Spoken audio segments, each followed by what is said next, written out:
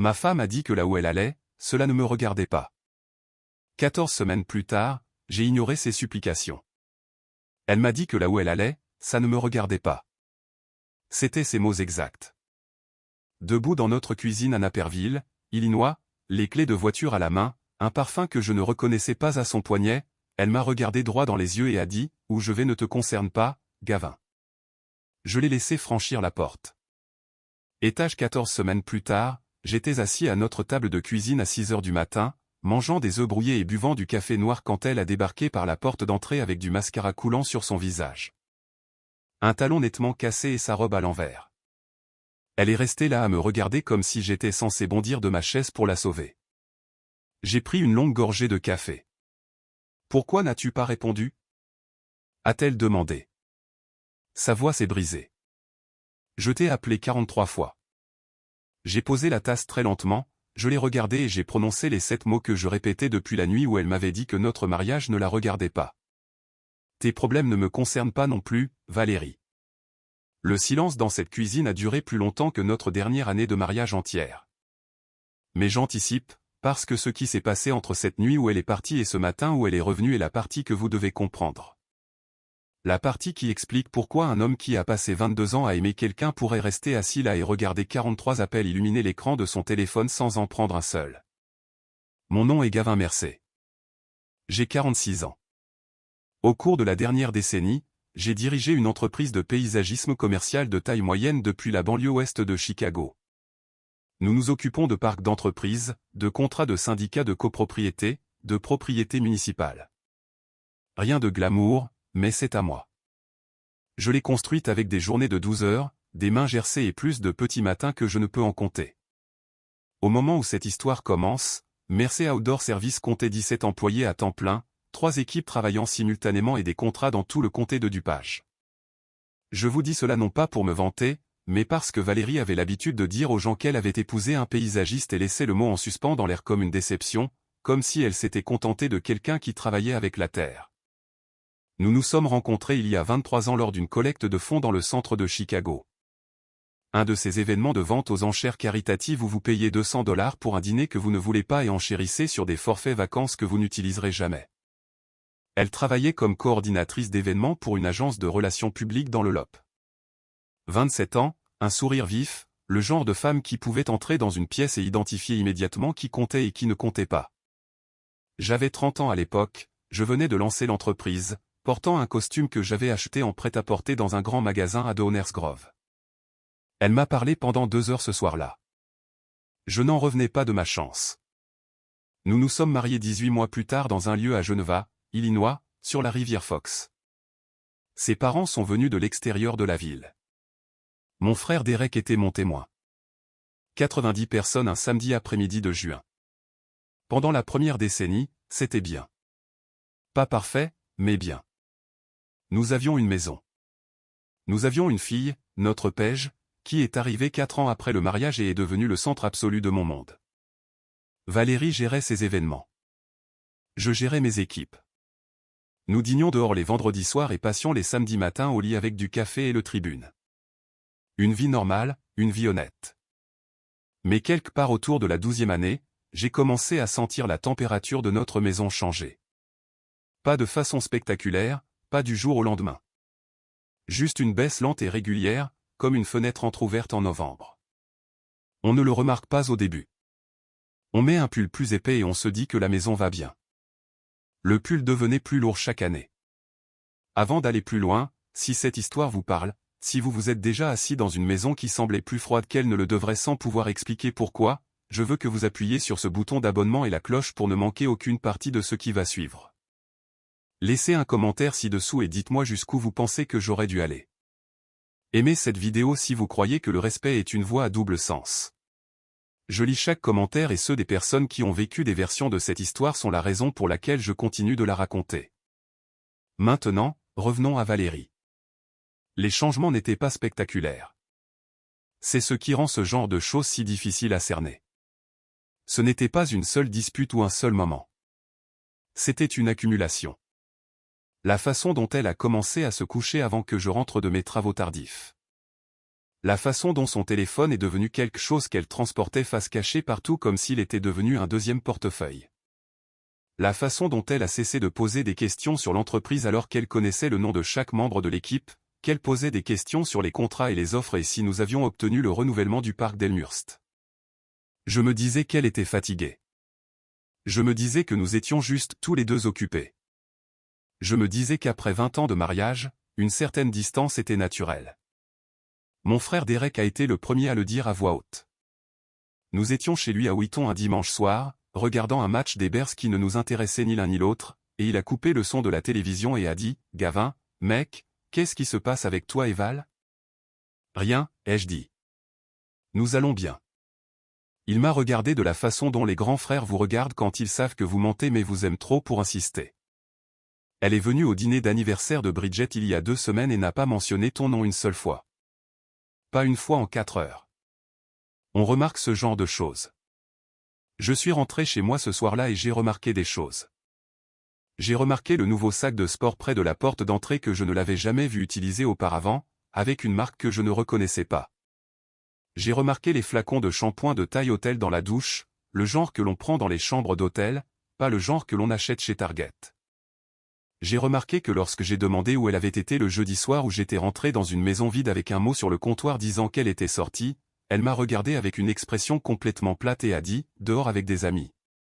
Quels amis? Tu ne les connais pas. Et c'est moi. Elle a posé son verre de vin avec ce genre particulier de patience qui n'est pas du tout de la patience. Gavin, j'ai 44 ans. Je n'ai pas besoin de pointer chaque fois que je quitte la maison. J'ai dit, je ne te demande pas de pointer. Je te demande où tu étais. Elle m'a regardé pendant un long moment. Et puis elle a dit, où je vais ne te concerne pas. Elle est montée à l'étage. Je suis resté dans la cuisine pendant un long moment. C'était un mardi début octobre. Voici quelque chose que je veux que vous compreniez sur les semaines qui ont suivi car je pense que c'est important pour tout ce qui vient après. Je n'ai pas fouillé son téléphone. Je n'ai pas engagé de détective privé.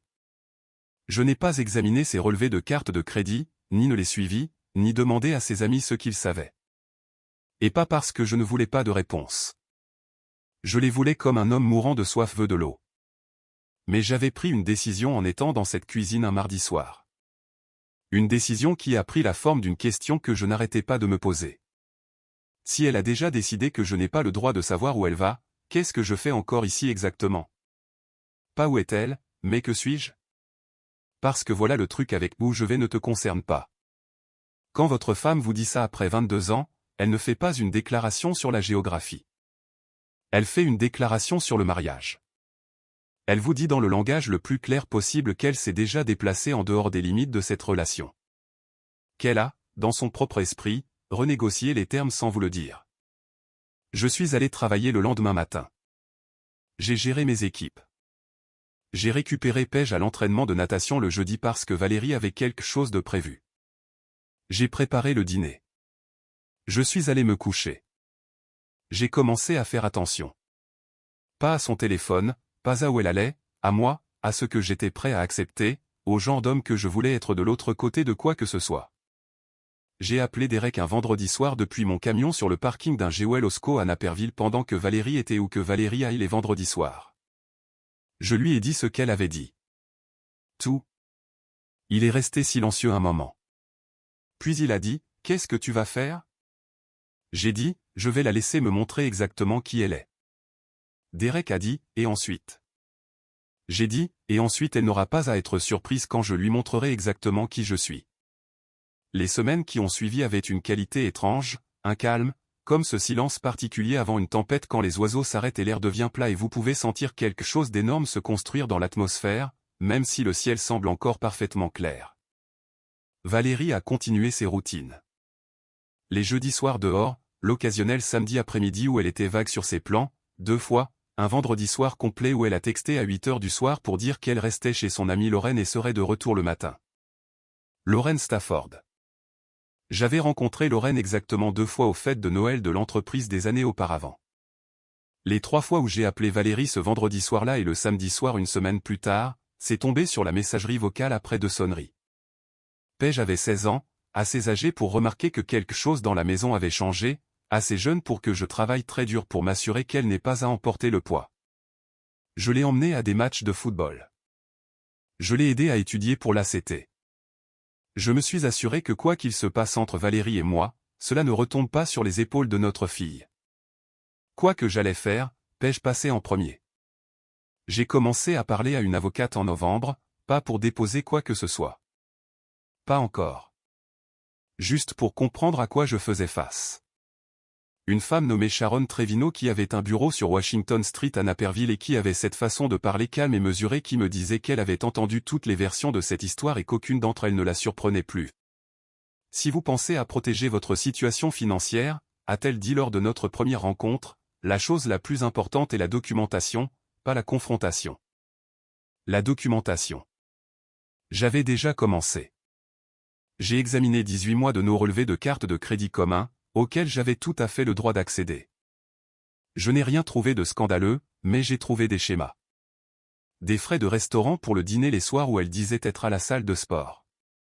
Une réservation Airbnb dans le West Lobe de Chicago pour un week-end où elle m'avait dit être à une conférence à Indianapolis.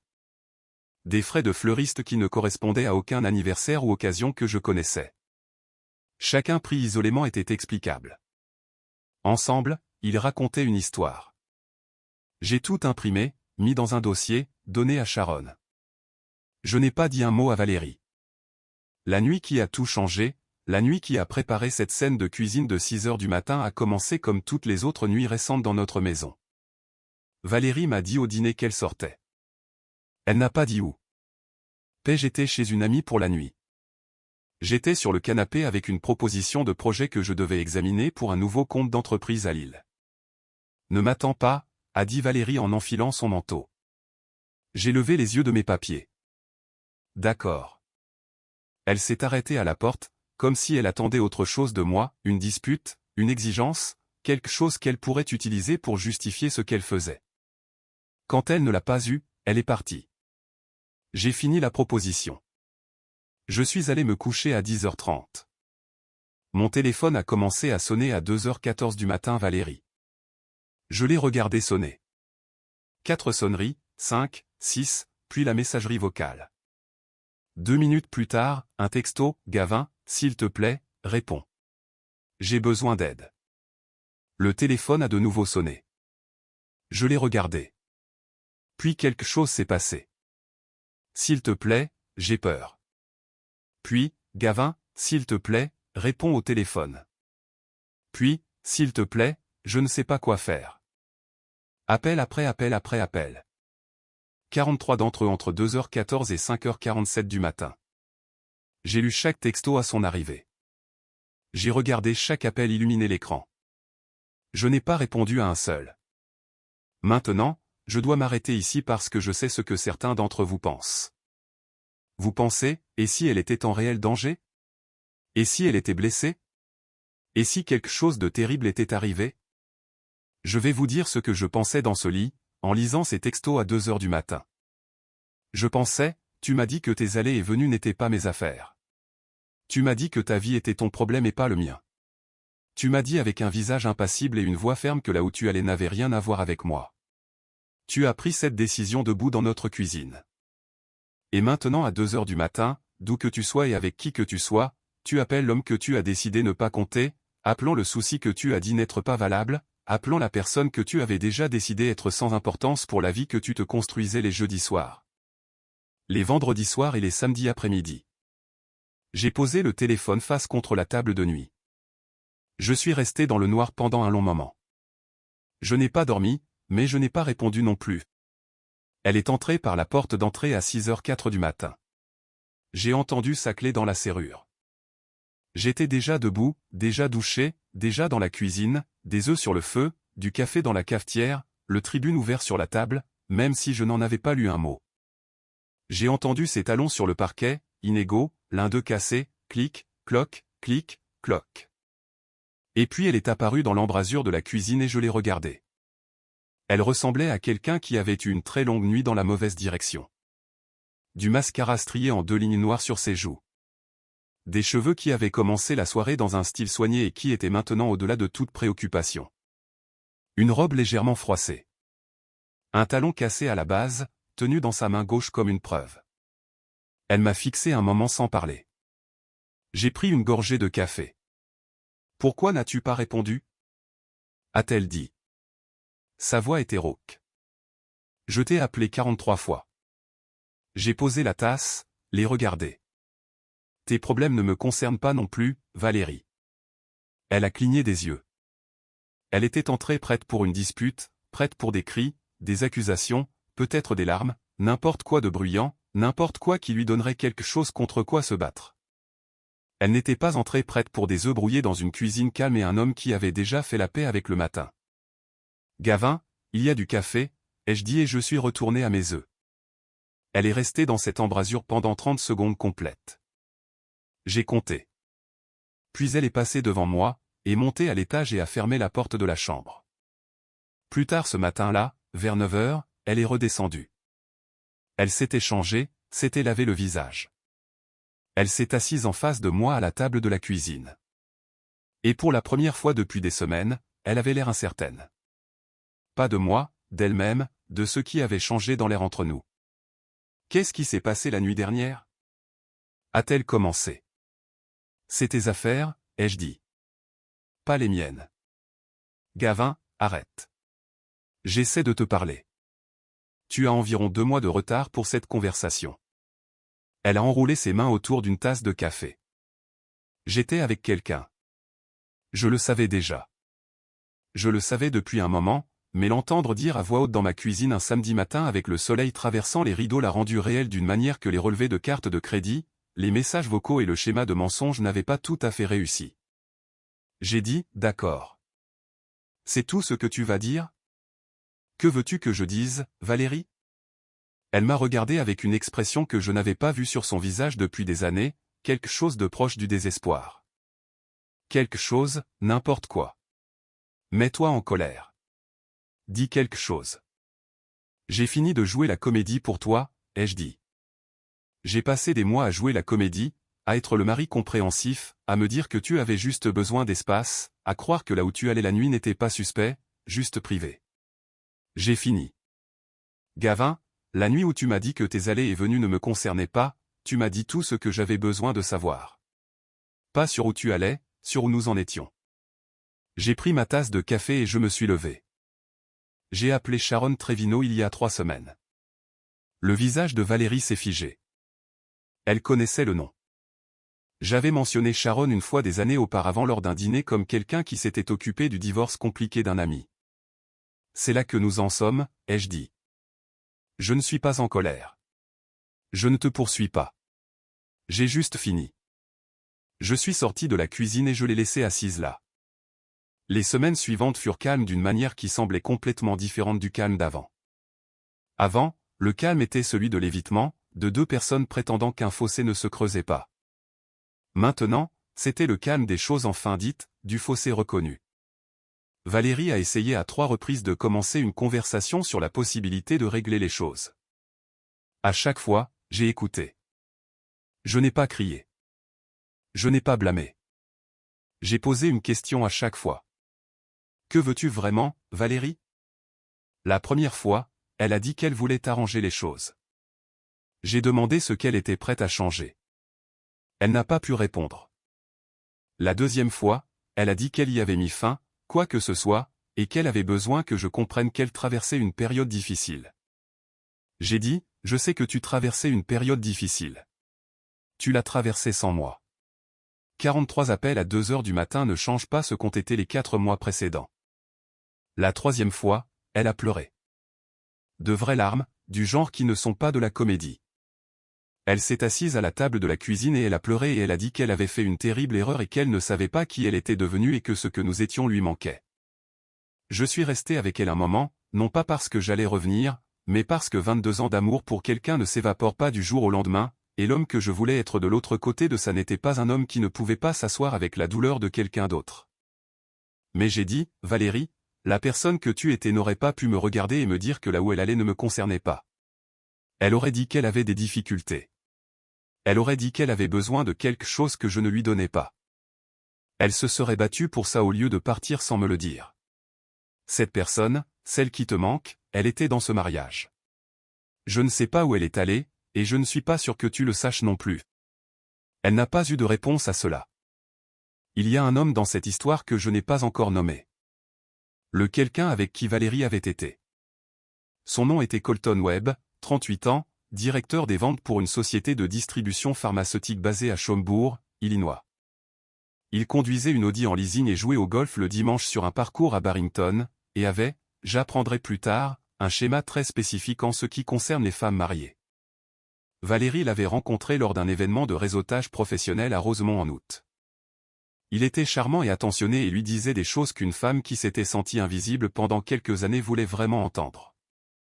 J'ai découvert tout cela non pas par une enquête, mais par un appel téléphonique que j'ai reçu à la mi-décembre d'une femme nommée Brooke Harland. Elle a appelé mon téléphone portable un mercredi après-midi alors que je revenais d'une visite de site à Bolingbrook.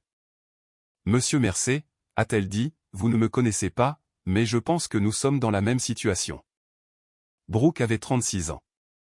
Elle avait été avec Colton Webb pendant 8 mois, chevauchant exactement la période de Valérie, avant de trouver des preuves sur son téléphone suggérant qu'elle n'était pas la seule. Elle avait fait ce que je n'avais pas fait. Elle avait engagé un détective privé. Et ce qu'elle avait trouvé était un homme avec un portefeuille de relations très organisé, chacune avec une femme mariée qui traversait une période difficile, chacune avec le même scénario, attention, flatterie, chambre d'hôtel dans le West Loop. Le genre de chaleur prudente qui ressemblait à une bouée de sauvetage pour quelqu'un qui se noyait à la maison. Valérie était, selon le décompte de Brooke, la 3e femme en 18 mois.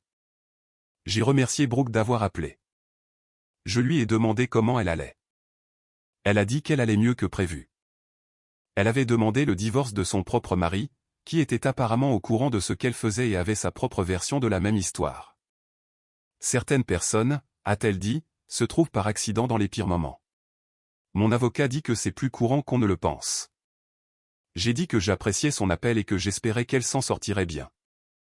Après avoir raccroché, je suis resté dans mon camion sur le parking d'un Portillo's sur Ogden Avenue pendant 20 minutes à regarder les gens entrer et sortir avec des sacs de sandwich au bœuf italien, vivant leurs mercredis après-midi normaux.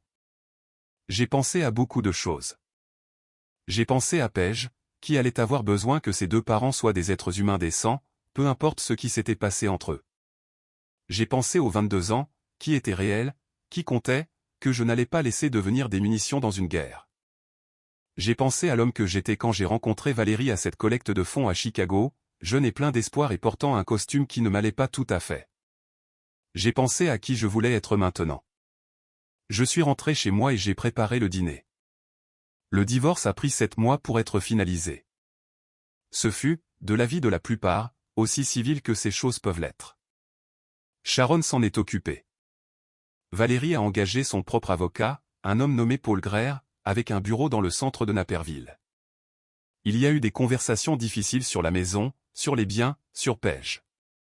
Il y a eu exactement 2 moments qui ont failli éclater en conflit ouvert, et les 2 fois je me suis retiré plutôt que d'escalader.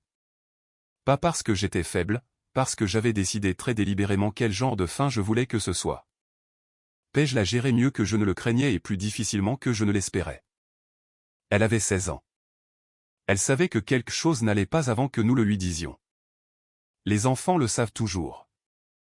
Elle m'a demandé une fois tranquillement dans le camion en revenant d'un de ses matchs de football si j'allais bien. J'ai dit, je vais m'en sortir. Elle a dit, c'est différent d'aller bien. J'ai dit, tu as raison, mais c'est la réponse honnête. Elle a hoché la tête et a regardé par la fenêtre les banlieues de Chicago défiler et a dit, je pense que l'honnêteté, c'est mieux. Elle tient ça de quelque part. J'aime à penser que c'est au moins en partie de moi. Nous avons gardé la maison selon un calendrier rotatif pendant l'année scolaire et avons réglé le reste l'été suivant. Valérie a emménagé dans un appartement à Oak Park. Je suis resté à Naperville. Paige a passé du temps avec nous 2 parce que quoi que Valérie et moi ayons fait à notre mariage, elle avait une mère et un père qui l'aimaient tous les 2 et nous n'allions pas la laisser devenir un dommage collatéral. Je dirais ceci pour Valérie, et je le pense sans amertume. Quand il s'agissait de Paige, elle était présente. Quoi qu'il se soit passé entre nous, quoi qu'elle ait traversé et qui que ce soit devenu pendant ces mois, elle n'a pas laissé cela toucher sa relation avec notre fille, cela comptait. Je le lui ai dit une fois à la fin d'une conversation difficile sur les horaires. Elle a semblé surprise que je l'ai dit. Certaines choses n'ont pas besoin d'être incendiées juste parce que la maison n'a pas fonctionné. Colton Webb n'a pas joué un rôle de premier plan dans ce qui a suivi. L'avocat de Brooke Harland était nettement plus agressif que le mien, et le procès civil qu'elle a intenté contre lui pour détresse émotionnelle et fraude, il n'est pas facile d'expliquer les détails juridiques. Mais la version courte est que lorsque vous trompez systématiquement plusieurs femmes sur plusieurs années avec des implications financières spécifiques, des mécanismes sont disponibles à progresser avec une force suffisante pour que la vie prudente et confortable de Colton Webb à Schaumbourg devienne considérablement moins confortable. Je n'ai pas participé. Je n'en avais pas besoin. Je ne suis pas quelqu'un qui a besoin de regarder le feu. J'avais juste besoin de m'éloigner du bâtiment. 14 mois après ce matin de 6 heures dans la cuisine, j'étais à une réunion d'entrepreneurs dans les bureaux du district des parcs de Naperville-sur-Martin Avenue pour discuter d'un accord d'aménagement paysager de 3 ans pour 4 parcs municipaux. Il y avait 8 personnes autour de cette table de conférence. À l'extrémité se trouvait la coordinatrice des opérations du district, une femme nommée Renata Cole. Elle avait 41 ans. Elle avait ce genre de franchise pragmatique que l'on trouve chez les personnes qui gèrent de grands espaces publics et ont appris que les choses ne se font que lorsque quelqu'un dit réellement ce qui doit être fait. Elle a posé de bonnes questions sur le drainage, la composition du sol et les plans de transition saisonnière qui m'ont dit qu'elle avait réellement lu notre proposition au lieu de simplement regarder le chiffre final. Nous avons obtenu le contrat. 3 semaines plus tard, elle a appelé mon bureau pour poser une question de suivi sur le calendrier. Nous avons parlé pendant 40 minutes. La semaine suivante, j'ai rappelé avec une réponse à une question qu'elle n'avait pas encore posée, juste une que je pensais qu'elle aurait probablement, et nous avons parlé pendant une autre heure.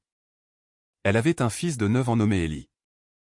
Elle était divorcée depuis 4 ans d'un mariage qu'elle a décrit sans drame comme une bonne leçon.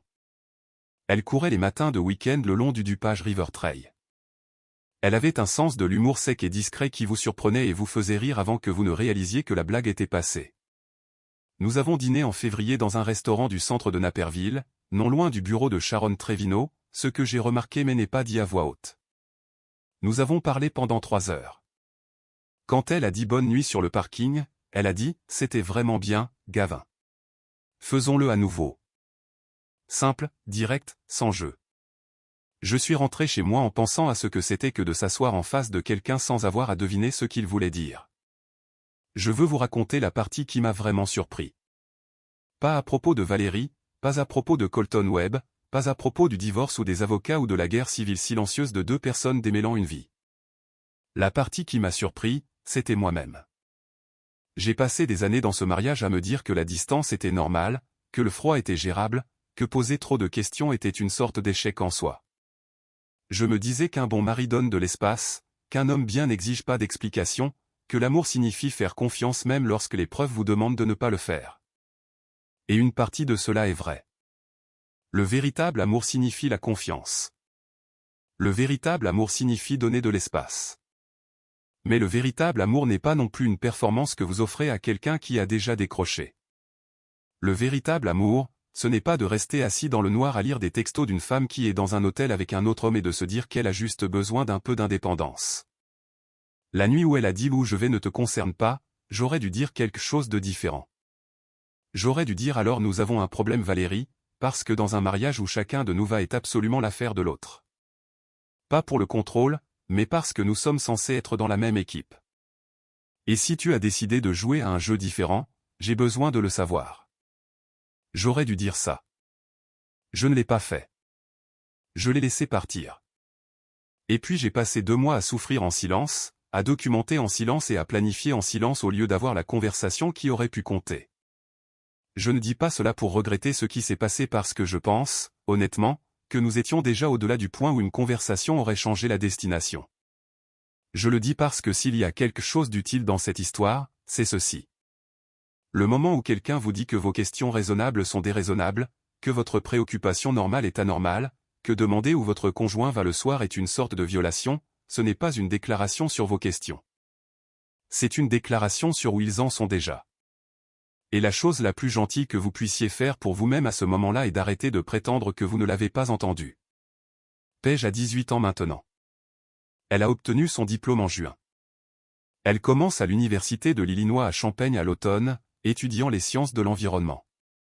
Elle veut travailler dans la conservation ou la gestion des terres. Elle m'a dit cela avec l'énergie très spécifique d'une jeune personne qui a découvert quelque chose de réel sur elle-même. Et je suis resté là à écouter et j'ai pensé, d'une manière ou d'une autre à travers tout cela, nous avons élevé une personne comme ça. Je suis fier d'elle d'une manière qui dépasse les mots, le genre de fierté qui vit dans la poitrine et n'a pas besoin de s'annoncer. Elle connaît Renata. Elles se sont rencontrées 2 fois, les 2 fois brièvement, les 2 fois avec la navigation prudente que ces choses exigent lorsqu'un adolescent est impliqué. J'ai réfléchi. Elle traite les choses à son propre rythme. Elle m'a demandé une fois si j'étais heureux, de la même manière qu'elle l'avait demandé dans le camion après le match de football. Cette fois, j'ai dit, oui, je le suis. Elle y a réfléchi un moment. Puis elle a dit, bien, papa. Tu devrais l'être. Elle va très bien s'en sortir. J'ai 46 ans. Je dirige une entreprise de paysagisme avec 17 employés et un nouveau contrat avec la réserve forestière du comté de DuPage qui a pris 8 mois à négocier et dont je suis sincèrement fier. Mon frère Derek et moi dînons chez lui à Wheaton un dimanche sur 2. Mon père, qui a 72 ans et vit à Rockford et ne m'a jamais dit une seule fois quoi faire de tout cela, même quand je le voulais désespérément, m'appelle chaque mardi soir pour demander comment vont les équipes et si j'ai mangé un vrai dîner. Le samedi matin, parfois, je vais en voiture jusqu'au DuPage River Trail. Je ne suis pas un coureur. Je veux être clair là-dessus. Je suis un homme qui marche très délibérément en prétendant qu'il pourrait se mettre à courir à tout moment. Mais j'y vais et parfois, si le moment est bien choisi, il y a une femme aux cheveux sombres et en chaussures de course qui arrive au détour du sentier et elle me voit et elle ralentit et nous marchons le dernier kilomètre ensemble. Parlant de la ligue de baseball de son fils ou de mon contrat à Lille ou de quelque chose de drôle qui s'est passé dans les bureaux du district des parcs cette semaine-là. C'est une chose très ordinaire. C'est la meilleure chose ordinaire que j'ai trouvée depuis longtemps. Je veux dire une dernière chose à propos de Valérie parce que cette histoire n'est pas l'histoire d'une méchante. Ce serait plus facile si c'était le cas. Les méchants ont un sens. Les méchants vous donnent quelque chose de net contre quoi être en colère. Mais Valérie n'était pas une méchante.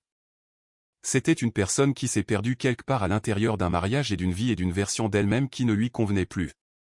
Et au lieu de se tourner vers moi et de dire « Gavin, je suis perdu. J'ai besoin de quelque chose de différent », elle s'est détournée. Elle a fait ce choix. Et ce choix nous a coûté tout ce que nous avions construit. Mais elle est la mère de ma fille. Elle est quelqu'un que j'ai aimé pendant plus de 2 décennies. C'est une personne qui, à son meilleur, était vive, capable et chaleureuse d'une manière que je n'ai pas oubliée et que je ne veux pas oublier. J'espère qu'elle trouvera son chemin. Je le pense sincèrement. J'ai juste arrêté d'attendre qu'elle le trouve avec moi. Les œufs étaient bons ce matin-là, brouillés avec un peu de cheddar fort, comme je les ai toujours faits. Le café était noir. Le Tribune était ouvert sur un article concernant un litige de rezonage à Wheaton sur lequel j'avais des opinions professionnelles.